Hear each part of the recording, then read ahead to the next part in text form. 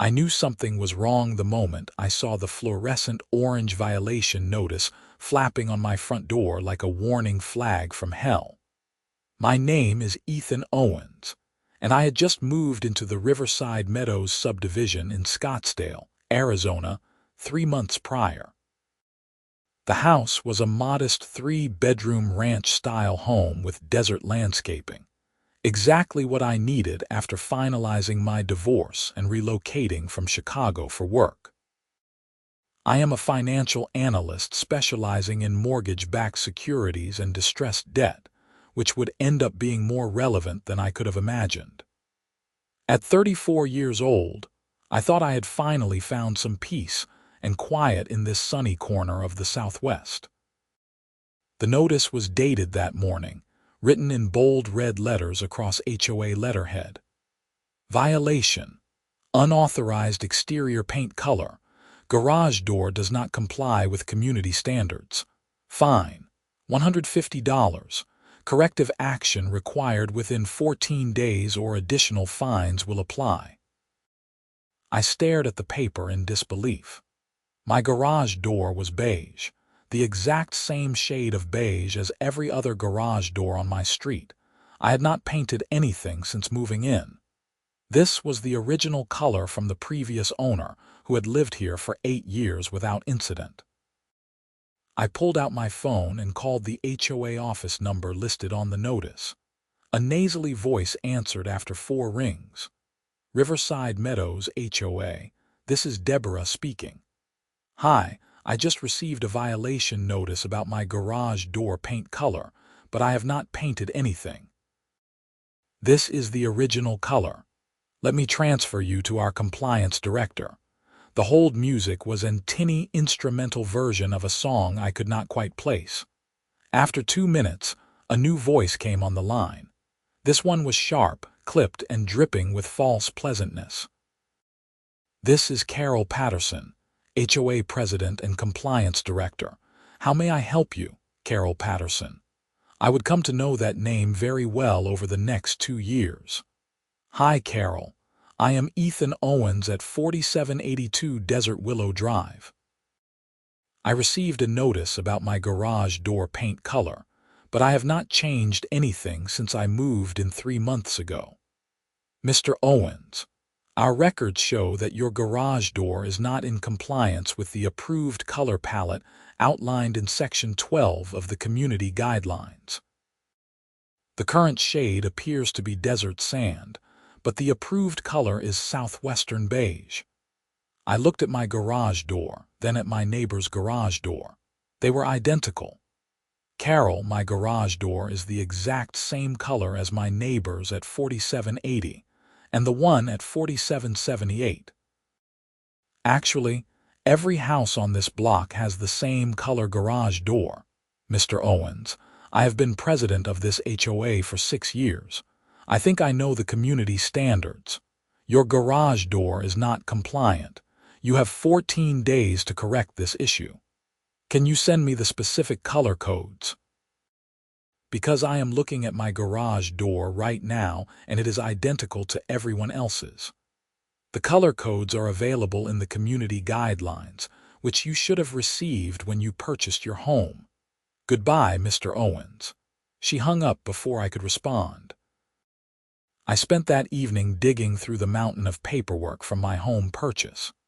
I found the HOA guidelines, all 73 pages of them, and located Section 12. The approved garage door color was indeed listed as southwestern beige with a specific Sherwin-Williams color code. The next morning, I went to the hardware store and had them pull up the color. I then paid for a professional color match test. The results came back that afternoon. My garage door was painted in the exact approved color, not even a shade off. I called the HOA office again. This time Carol answered directly. Mr. Owens, I already explained the situation to you.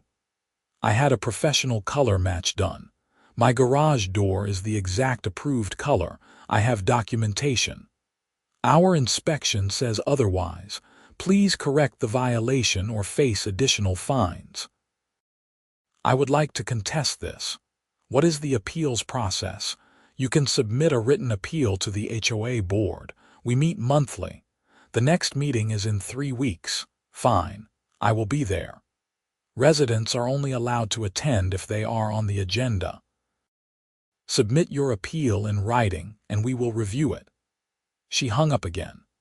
I submitted my appeal that day via certified mail, including the professional color analysis, photos comparing my garage door to my neighbor's, and a respectful letter explaining the situation.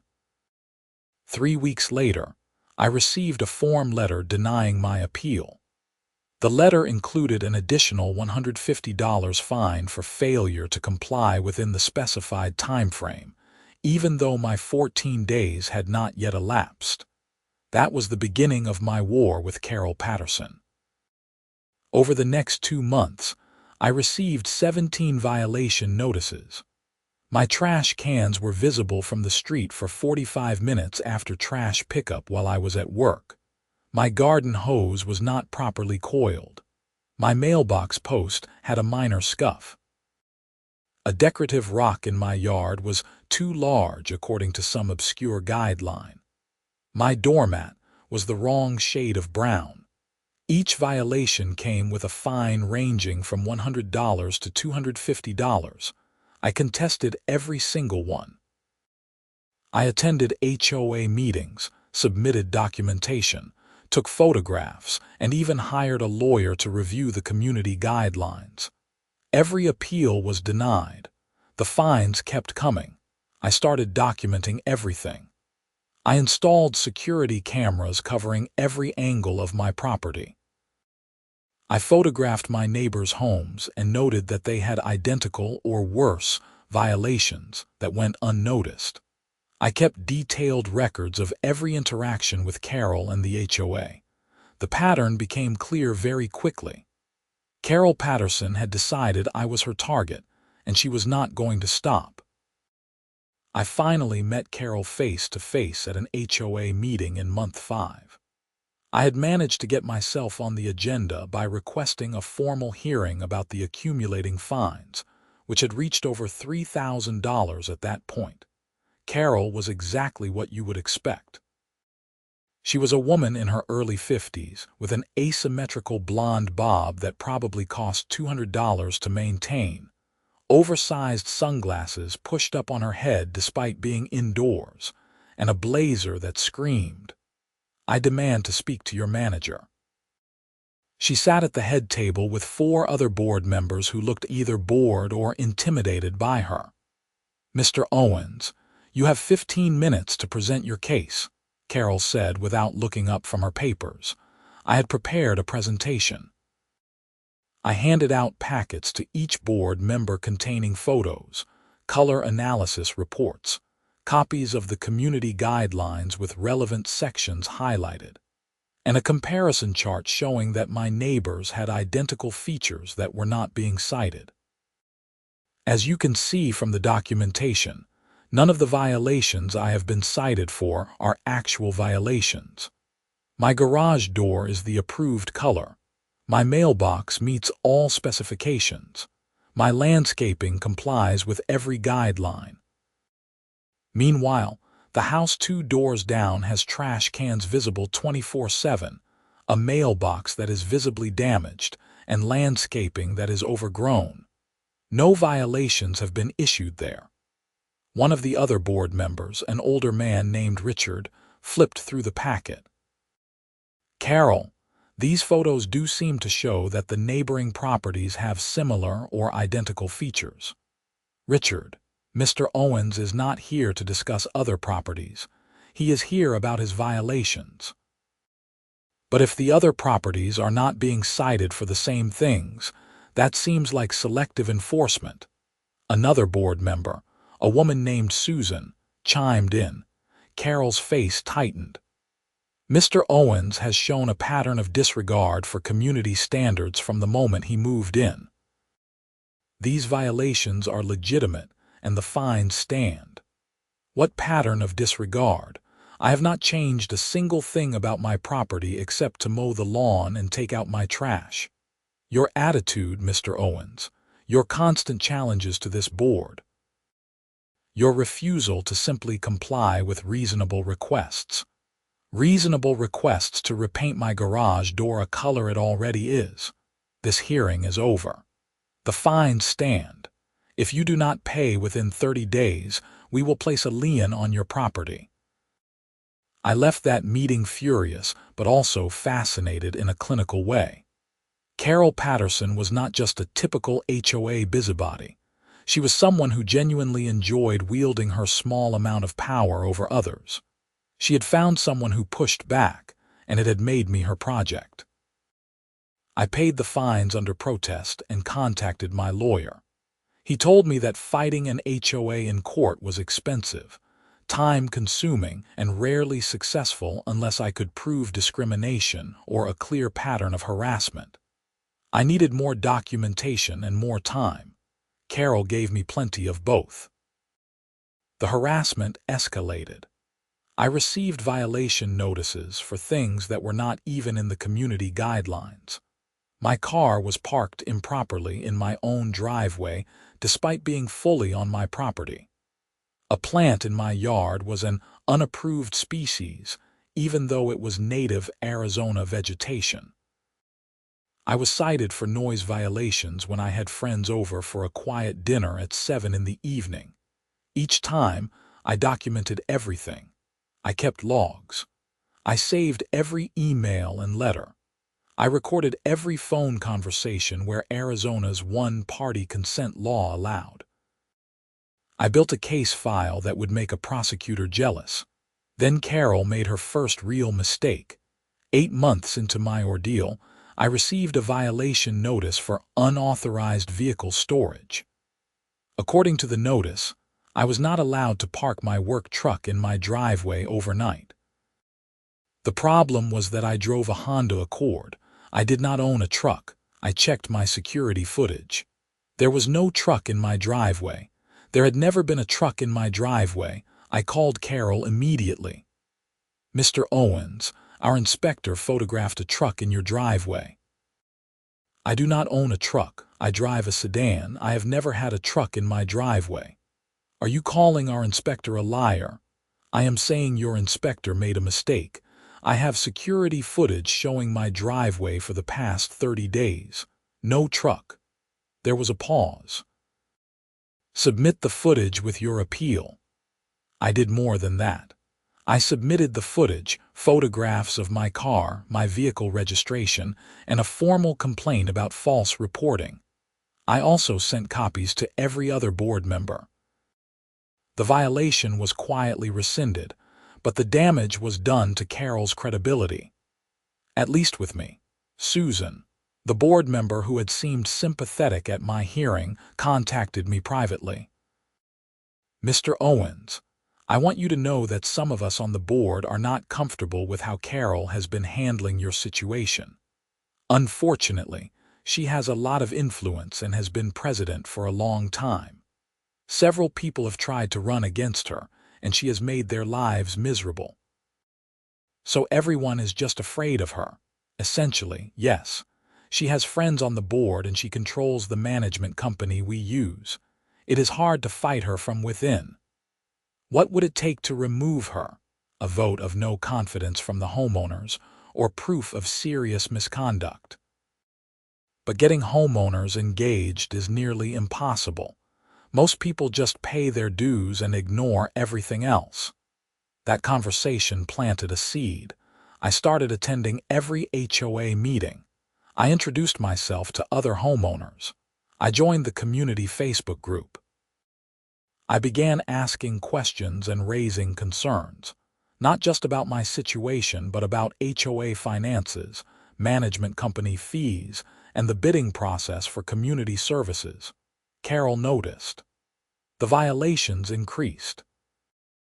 By the end of my first year in Riverside Meadows, I had been fined over $12,000 for various alleged violations. My lawyer advised me that we now had enough evidence of harassment and selective enforcement to file suit, but it would cost at least $30,000 in legal fees with no guarantee of success. I paid the fines, every single one, and I kept documenting.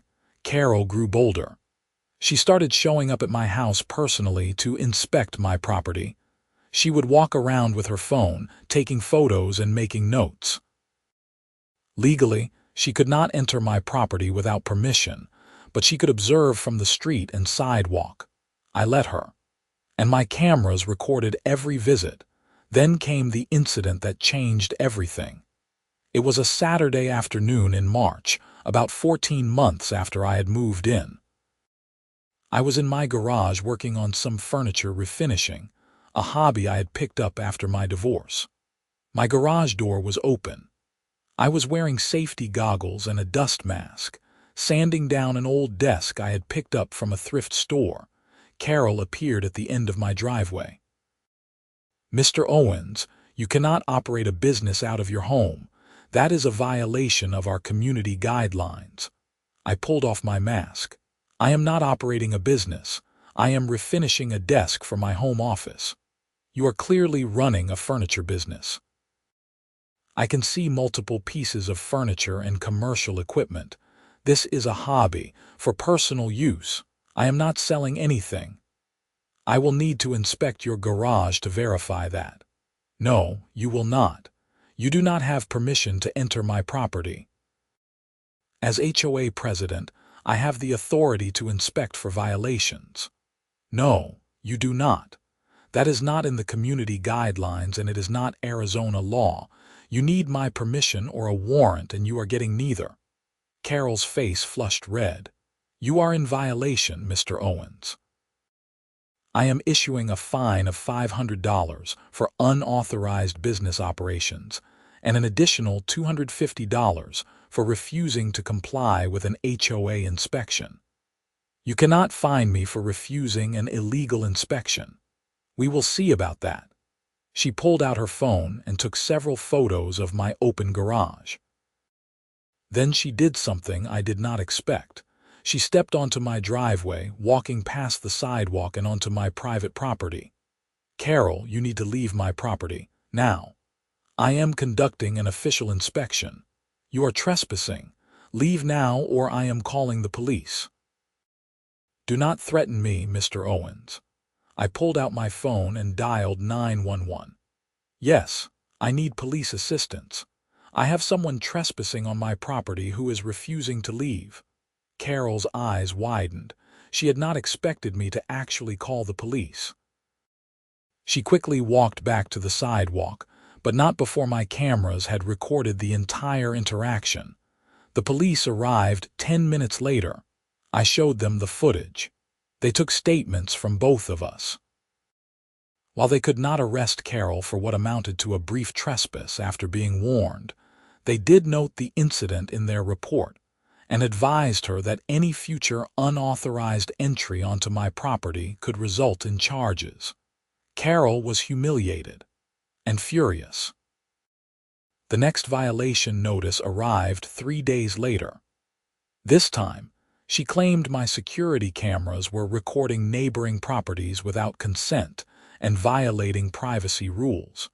The fine was $1,000. My cameras only recorded my own property, with minimal overlap at the edges where public sidewalks were visible. This was completely legal and standard for home security systems.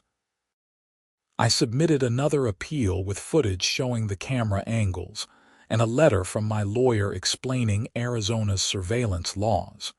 The appeal was denied. I paid the fine and added it to my documentation.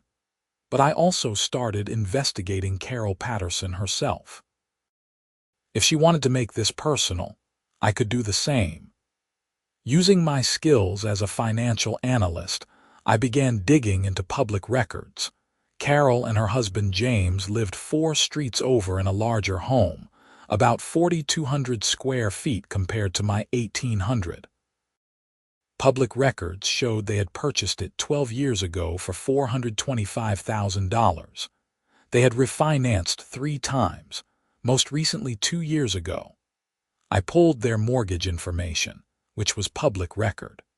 They owed $380,000 on a home that was currently worth about $520,000 based on recent comparable sales.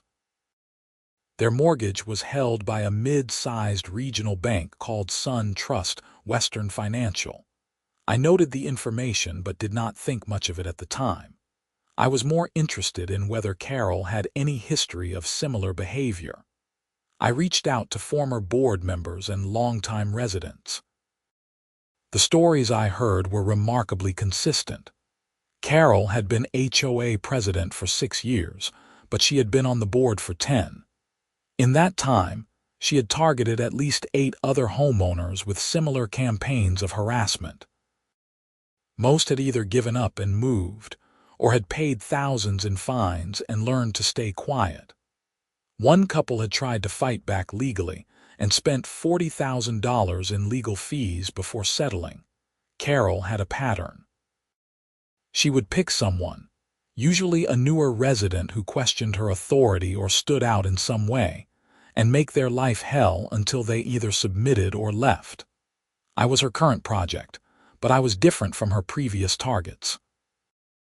I had the financial resources to fight back, the professional skills to investigate, and the stubbornness to not give up. Around month 16, Carol made her second major mistake. She filed a lawsuit against me in small claims court for unpaid HOA fines, totaling $8,500.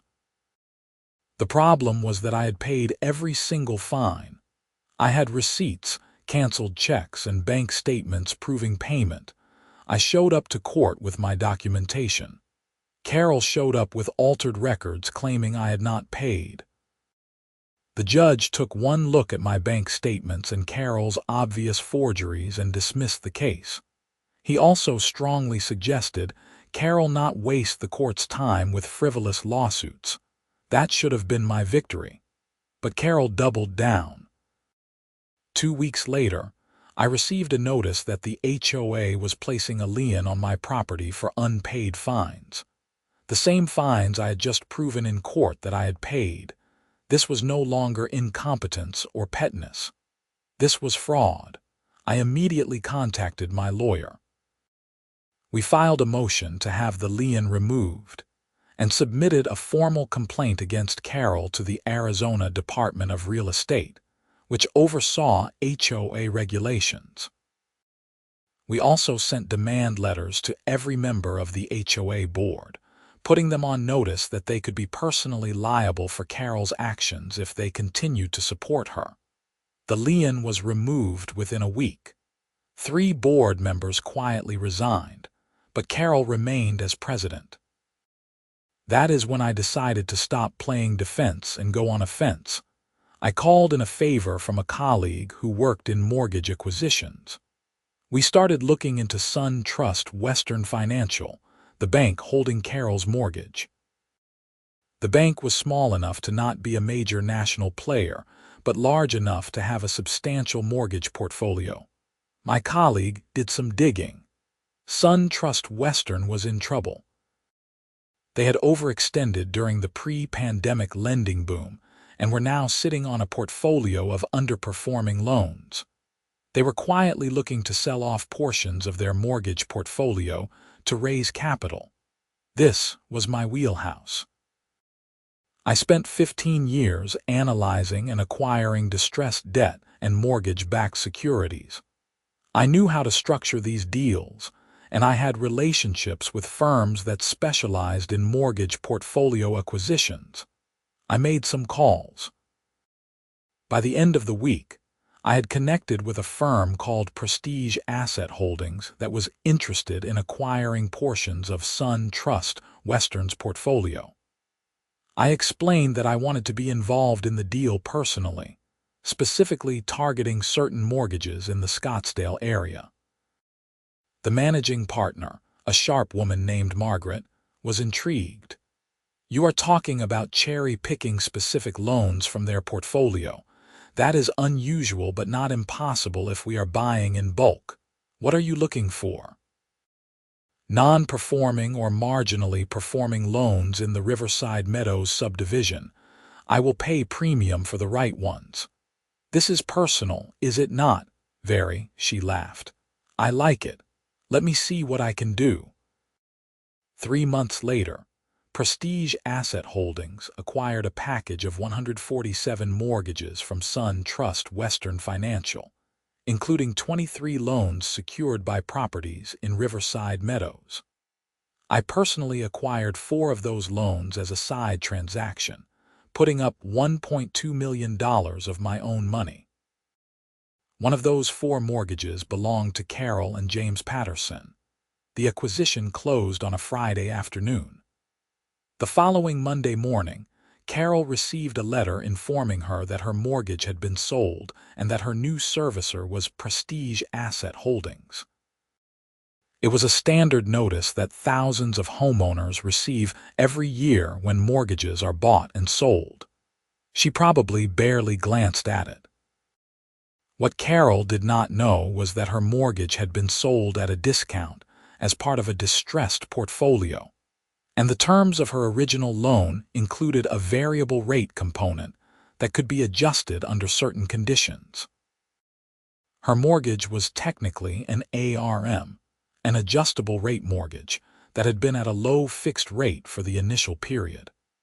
That period had actually expired 4 months earlier, but SunTrust had never bothered to adjust the rate, likely because they were already planning to sell the loan.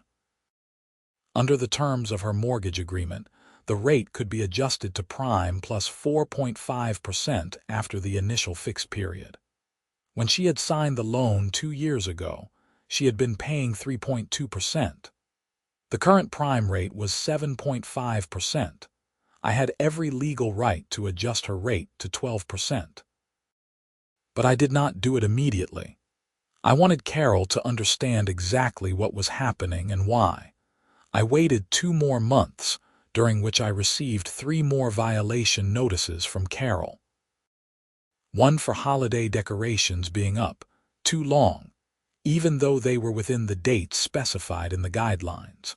One for my grass being a 1/4 inch too tall according to her measurements. One for a small oil stain on my driveway that appeared after a friend's car leaked. Each violation came with fines. Each fine was paid. Each payment was documented. Then, on a sunny Tuesday morning in late August, nearly 2 years after moving to Riverside Meadows, I had a letter hand-delivered to Carol Patterson's home. The letter was on Prestige Asset Holdings letterhead. It informed Carol that her mortgage rate was being adjusted from 3.2% to 12% effective the following month, as per the terms of her loan agreement. Her monthly payment would increase from $2,100 to approximately $4,300. The letter included a detailed explanation of the rate adjustment mechanism, copies of the relevant sections of her mortgage agreement, and contact information for questions or concerns. It was completely legal, fully documented, and financially devastating. I was sitting in my living room when my phone rang an hour later. It was an unknown number I answered. "You," Carol's voice was shrill, almost screaming. "You did this. You bought my mortgage." "Hello, Carol. I assume you received the adjustment notice. This is illegal. You cannot do this." "Actually, I can. It is all outlined in your mortgage agreement. You might want to review Section 14, subsection C. I have had 3 attorneys review the documentation. Everything is in order. I will sue you. I will sue your company. This is harassment." The irony was so thick I almost laughed. "Carol, this is a standard business transaction. Mortgages are bought and sold every day. Rate adjustments on ARMs happen according to the terms borrowers agree to. If you believe any of this is improper, you are welcome to consult an attorney. My husband and I cannot afford $4,300 a month. You are trying to force us out of our home. I am sure you will figure something out. You are a resourceful person. Perhaps you could cut back on unnecessary expenses. I hear HOA president positions are volunteer, so that is not taking up paid work time. You are doing this because of the HOA violations. This is revenge, Carol. I am a financial professional managing a mortgage portfolio. Your personal HOA activities are irrelevant to my business decisions. Now, if you will excuse me, I have work to do.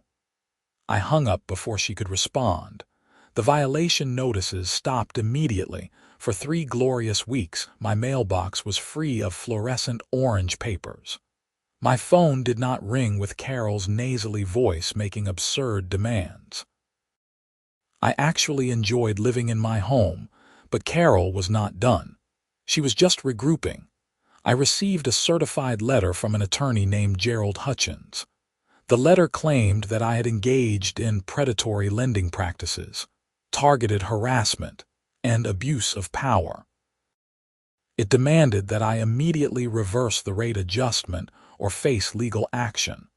I forwarded the letter to my attorney and to Prestige Asset Holdings' legal team. They drafted a response within 2 days. The response was a masterpiece of legal writing. It calmly explained that the rate adjustment was conducted in accordance with all applicable laws and regulations.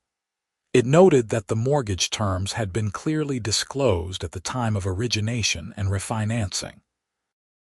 It pointed out that the previous servicer had actually failed to make the required rate adjustment, meaning Carol had been underpaying for 4 months. It offered to provide complete documentation of the acquisition and adjustment process. Then it included a paragraph that made me smile when I read it. The letter noted that if Miss Patterson wished to pursue litigation, Prestige Asset Holdings would be compelled to conduct full discovery, which would include reviewing her activities as HOA president and any potential conflicts of interest or abuse of authority in that role.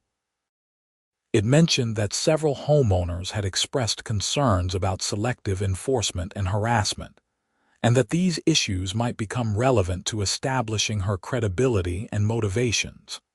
Gerald Hutchins must have explained the implications to Carol, because I never heard from him again.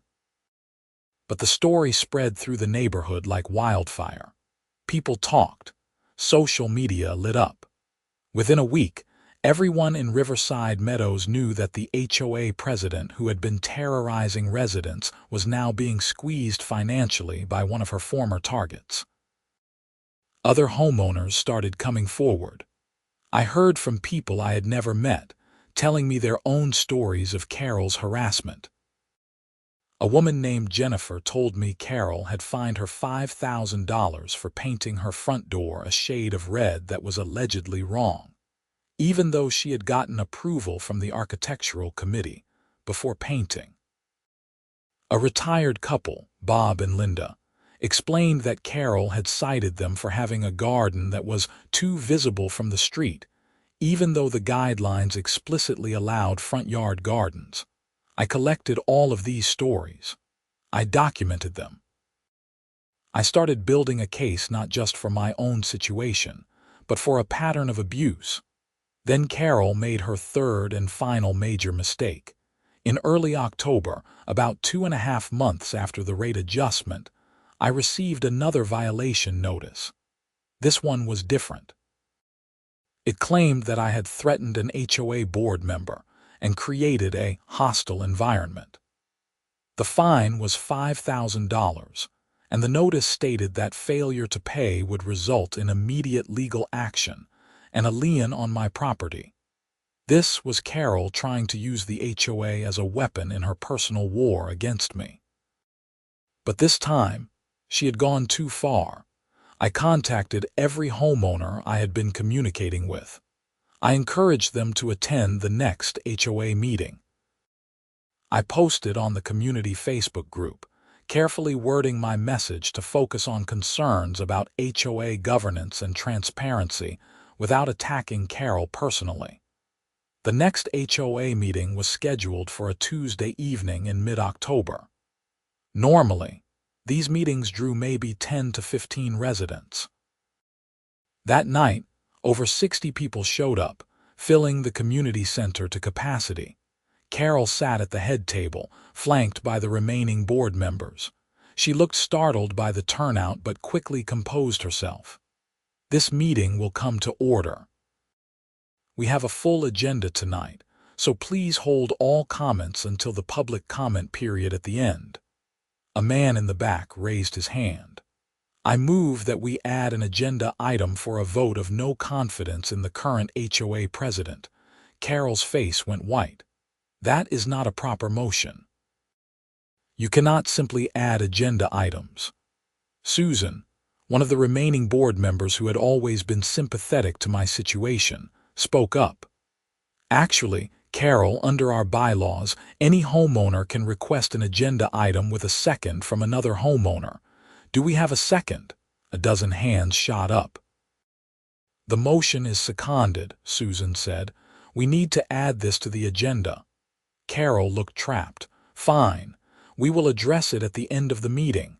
But the meeting never got that far. Once the floor opened for discussion, homeowner after homeowner stood up to share their experiences with Carol's harassment, unreasonable fines, and selective enforcement. People brought documentation, photos, and letters. The stories were remarkably consistent and increasingly damning. One woman, Melissa, stood up with tears in her eyes. "Carol fined me $2,000 because my daughter drew on our driveway with chalk. She said it was graffiti and a violation of community standards. My daughter was 5 years old." A man named Thomas described how Carol had cited him for noise violations every time he practiced his guitar, even though he only played during reasonable daytime hours, and the community guidelines had no restrictions on indoor music.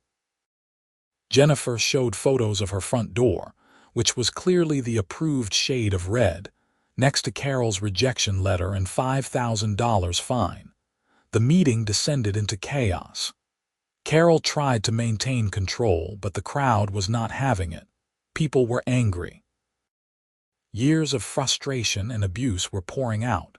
Finally, Richard, the oldest board member, stood up. "Carol, I have been on this board for 3 years. I have watched you target homeowners unfairly, issue violations that were not violations, and abuse your authority. I am resigning from this board, effective immediately, but before I go, I am calling for a vote of no confidence." Susan immediately seconded the motion. All in favor. The room erupted with ayes. It was nearly unanimous. Carol stood up, her face red with anger and humiliation. "You cannot do this. I have given 6 years to this community. I have maintained standards and property values. You are all ungrateful. You have bullied people and abused your power," Richard said quietly. "It is time for you to go." Carol grabbed her papers and stormed out of the meeting. She was removed as HOA president that night. Susan was appointed interim president, and an election was scheduled for the following month. I thought that would be the end of it.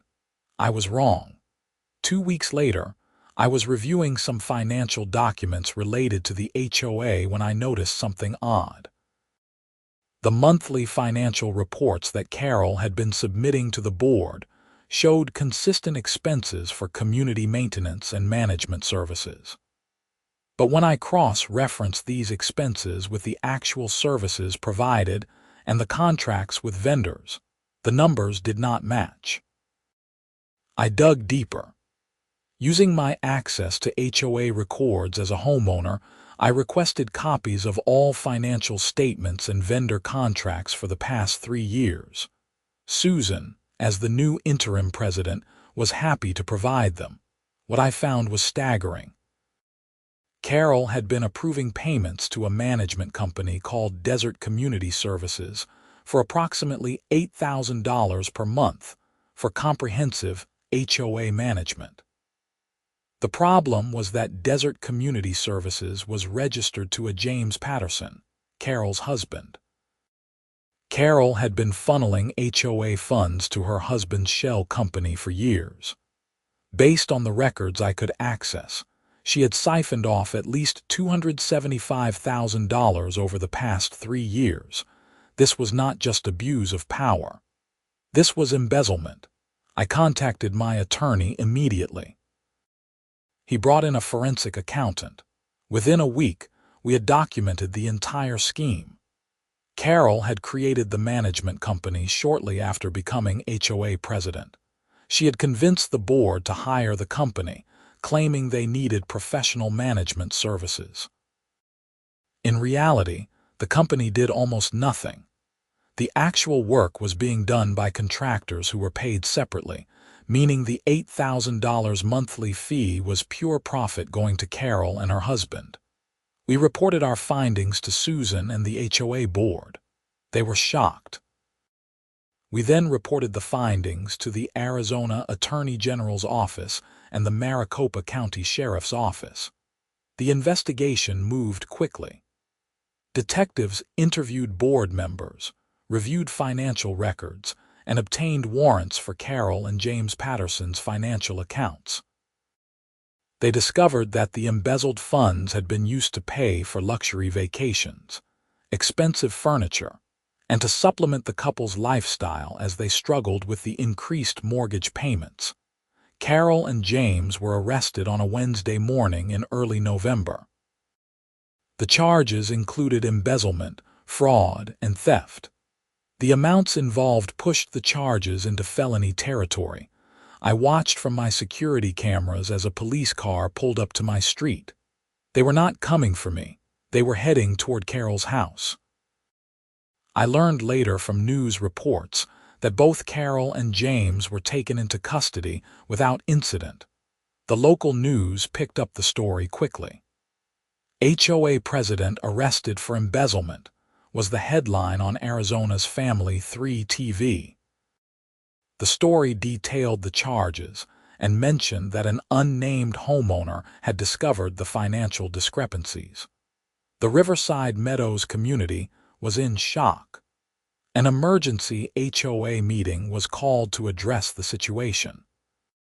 The remaining board members brought in a professional management company to conduct a complete audit of HOA finances and operations. The audit revealed even more problems. Carol had been skimming money from the Community Reserve Fund, manipulating vendor bids to benefit companies owned by friends and family, and keeping duplicate sets of books to hide her activities. The HOA filed a civil lawsuit against Carol and James Patterson to recover the stolen funds. With the criminal charges pending and the evidence overwhelming, their attorney advised them to settle. They agreed to pay restitution of $310,000, including interest and legal fees. To pay the settlement, Carol and James had to sell their house. Given their financial situation and the pending criminal charges, they needed to sell quickly. The house went on the market in December at a price below market value. I considered buying it, but that felt like overkill. Instead, I contacted the mortgage servicer, Prestige Asset Holdings, and arranged for a loan modification for whoever purchased the property. I wanted to make sure the next owners did not inherit the inflated rate. The house sold in January to a young family with 2 kids. I never told them about my connection to the property or its history. They deserved a fresh start. Carol and James Patterson pleaded guilty to the criminal charges in February. Carol received 18 months in prison and 3 years probation. James received 12 months and 2 years probation. Both were ordered to pay restitution, which they were already doing through the civil settlement. The judge's comments at sentencing stuck with me. Miss Patterson, you were given a position of trust within your community. Rather than serve your neighbors, you exploited them. Rather than uphold standards, you used those standards as weapons against people you did not like. You have betrayed the trust of everyone who knew you, and you have damaged your community. I hope you will use your time in custody to reflect on the harm you have caused. With Carol gone and the HOA finances being investigated and reformed, Riverside Meadows began to heal. Susan organized several community events to bring people together. The violation notices became rare and reasonable. The new HOA board revised the community guidelines to be clearer and less subject to arbitrary interpretation. As for me, I finally felt like I could relax in my own home. The security cameras stayed up, but I did not need to review the footage every day looking for Carol's next attack. The violation notices stopped entirely. I did eventually modify Carol's old mortgage rate for the new homeowners. It seemed pointless to punish them for Carol's actions. I adjusted their rate down to a reasonable 5.5%, which was market rate for their credit profile. They sent me a thank you card when they received the modification notice, having no idea who I actually was or what had happened. The other homeowners who had been targeted by Carol started their own healing processes. Jennifer repainted her front door the exact same shade of red, this time without fear. Melissa's daughter covered their driveway in rainbow chalk drawings.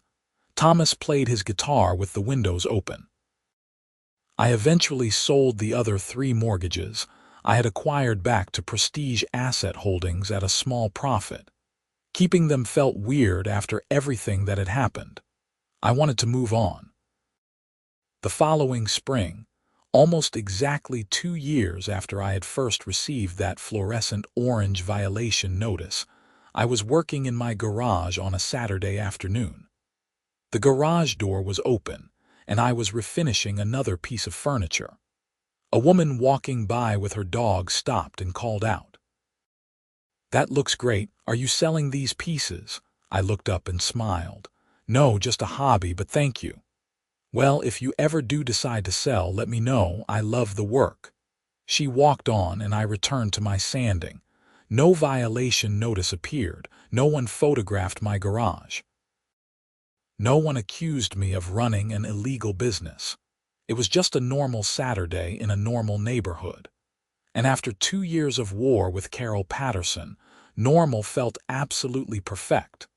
I learned a lot from my experience with Carol and the HOA. I learned that bullies often target people they think will not fight back, and that standing your ground, even when it is exhausting and expensive, is sometimes necessary. I learned that documentation is everything, that patience can be a weapon, and that sometimes the best revenge is simply letting someone face the natural consequences of their own actions. I also learned that most people in HOAs are not like Carol. Most people just want to live in peace, maintain their homes, and be good neighbors. It is the occasional tyrant who gives HOAs a bad name, and those tyrants can only maintain power when good people stay silent. Susan served as HOA president for a year before stepping down. She helped reform the governance structure and implemented new financial controls to prevent future embezzlement. A new president was elected, a retired accountant named David who ran on a platform of transparency and reasonable enforcement. I served on the board for 1 term, mostly to help with the financial restructuring after Carol's embezzlement. It was not something I enjoyed, but it felt important to help rebuild what Carol had damaged. After my term ended, I happily returned to being a regular homeowner who paid his dues and attended the occasional meeting. The community started a reserve fund audit process, implemented term limits for board positions, and required annual financial reviews by independent accountants. The changes were not revolutionary, but they were important safeguards against future abuse. As for Carol, I heard through the neighborhood grapevine that she served her full sentence and was released from prison in the summer. She and James moved to a rental apartment in Mesa, about 30 miles away. I never saw or heard from them again. Part of me wondered if she learned anything from the experience or if she just blamed everyone else for her downfall. I supposed it did not matter. She was gone, and the community was better for it. My life returned to a comfortable routine. I went to work, came home, worked on my furniture projects, and occasionally had friends over for dinner without worrying about noise violation complaints. I dated a bit, though nothing serious developed. I was content with my life, my home, and my hard-won peace. The security cameras eventually came down.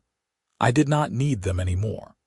The evidence had served its purpose, and Carol was no longer a threat. It felt good to not live in a constant state of documentation and defense. I kept all the records, though, stored in boxes in my garage. Thousands of pages of violation notices, appeals, photographs, legal documents, and financial records. It was a comprehensive archive of 2 years of harassment and the eventual justice that followed. I thought about throwing it all away, but something made me keep it. Maybe it was a reminder of what I had survived. Maybe it was evidence I might need someday. Or maybe it was just a strange trophy from a strange war. 3 years after the whole ordeal began, I was at a community barbecue that Susan had organized. It had become an annual tradition, a way to bring neighbors together and celebrate the community we had rebuilt. I was manning the grill, flipping burgers and chatting with neighbors when a new resident approached me. "Hey, you are Ethan, right? I just moved in last month." "Yeah, welcome to the neighborhood. How are you settling in?" "Great, everyone has been really friendly." Someone told me there was some drama with the HOA a few years back, something about embezzlement. I flipped a burger and smiled. "Yeah, there was some drama, but it got resolved. The community is in a much better place now." "That is good to hear." I was worried when I heard about it, but everyone says the HOA is really reasonable now. It is. Just be a good neighbor, maintain your property, and you will be fine.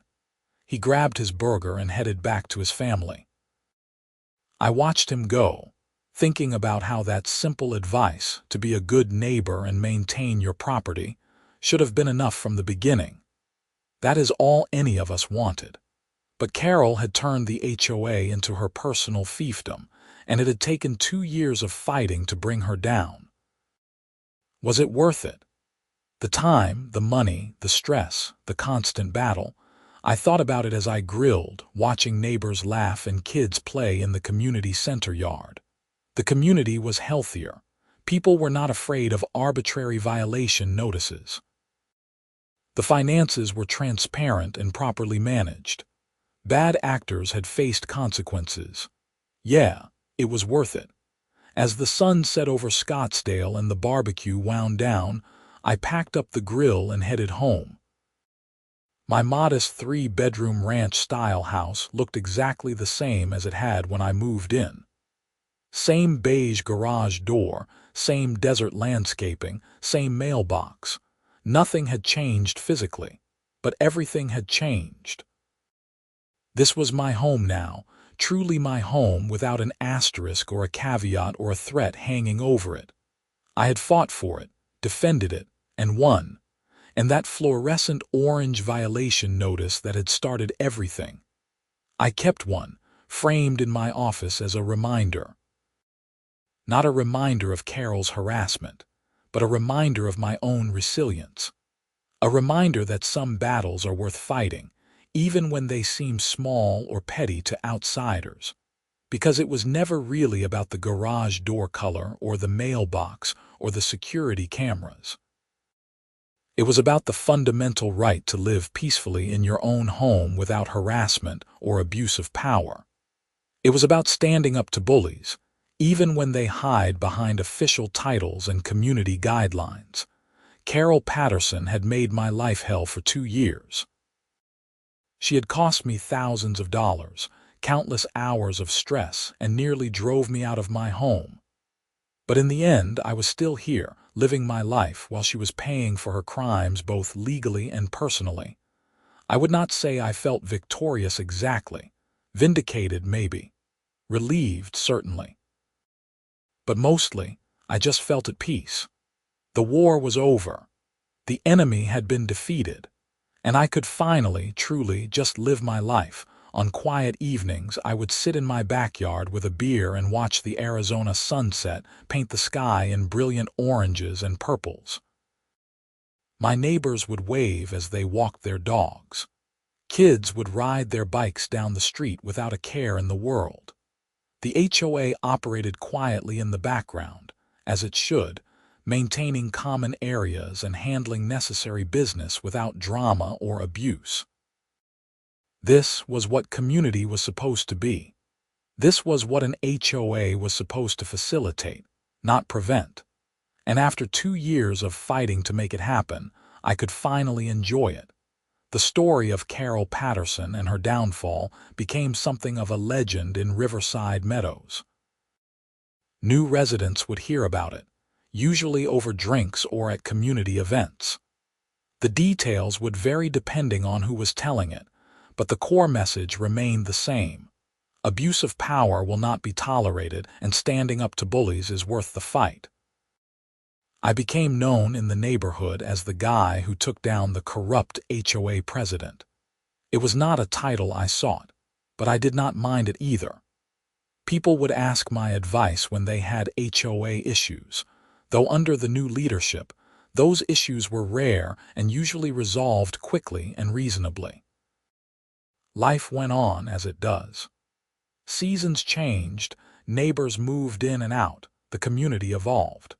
But the lessons from those 2 years stayed with me, and I like to think they stayed with the community as well.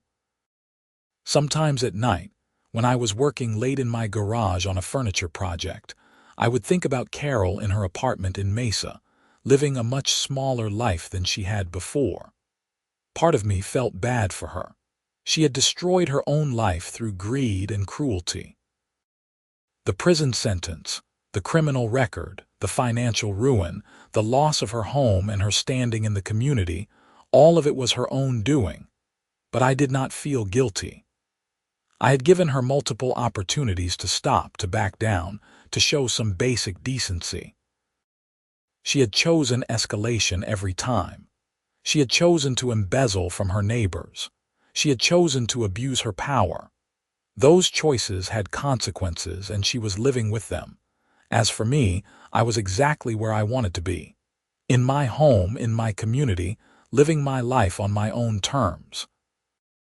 No violation notices, no harassment, no constant stress. Just a normal, peaceful existence in a well-maintained neighborhood with reasonable rules and decent neighbors. And really, is not that all any of us want? To live in peace, to be treated fairly, and to have a place to call home without someone making that simple desire into a battle. Carol Patterson had tried to take that from me and from many others, but in the end, she failed. The community survived her, became stronger from the experience, and moved forward. I raised my beer to the sunset, to the quiet evening, to the ordinary miracle of a peaceful life in a place I could truly call home. After 2 years of war, peace had never tasted so sweet.